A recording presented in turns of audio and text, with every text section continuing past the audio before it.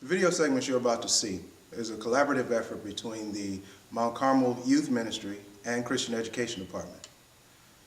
This month we're going to showcase the heroes and heroines of the Bible, as well as those in our past during this Black History Month. It is our hope that through these videos we will have an opportunity to look at some of the sacrifices, some of the things that those that came before us made for us so that we can enjoy the freedoms that we have today. Enjoy.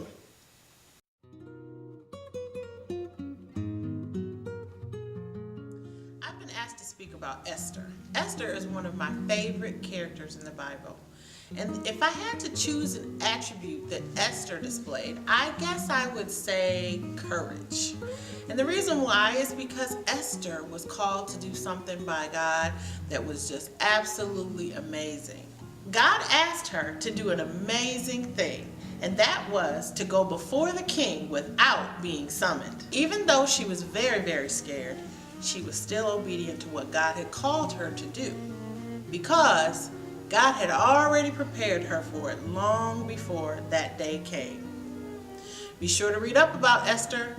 She has her very own book in the Old Testament.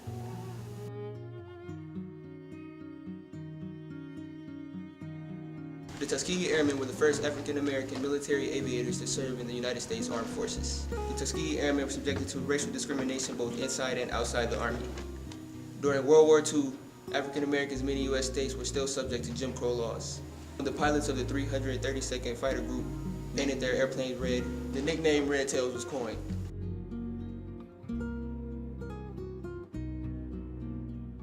King David was a great king who ruled for 40 years. Not only was he known for being a great king, but he was also known to be a great warrior and a writer of Psalms.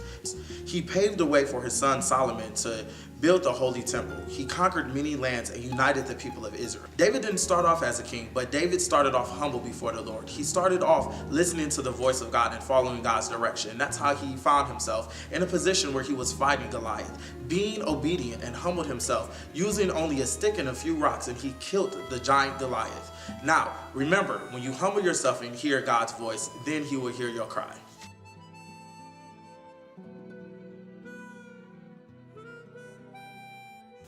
Nelson Mandela was a South African anti-apartheid revolutionary. He was also a politician, a lawyer, an activist, and a philanthropist. He was also South Africa's first black president. Although Nelson Mandela has had many achievements, he served 27 years in prison.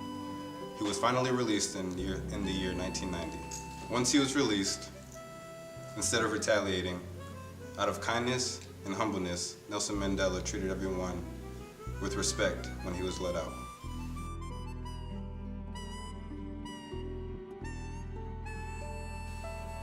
Integrity. What does integrity mean to me? Integrity means having the ability to do what is right regardless. Having the understanding of what is right regardless. A good example of integrity we can find in the story of Joseph. Joseph was a man, the Bible says that he was a righteous man. And he had a unique dilemma. His to-be wife came up pregnant. Now, law says that he could have killed her, but Joseph knew what was right. Joseph decided he was going to not kill her, but to take her away, to protect her. Even though the law was on his side, right was more important. Integrity is having the ability to say yes when everyone around you is saying no, or to say no when everyone around you is saying yes. That's what integrity means to me. Oh wait, hold on. Got nervous. Okay, you're doing good, but You got to watch. Please do not. That's how we gonna end this. Be humble.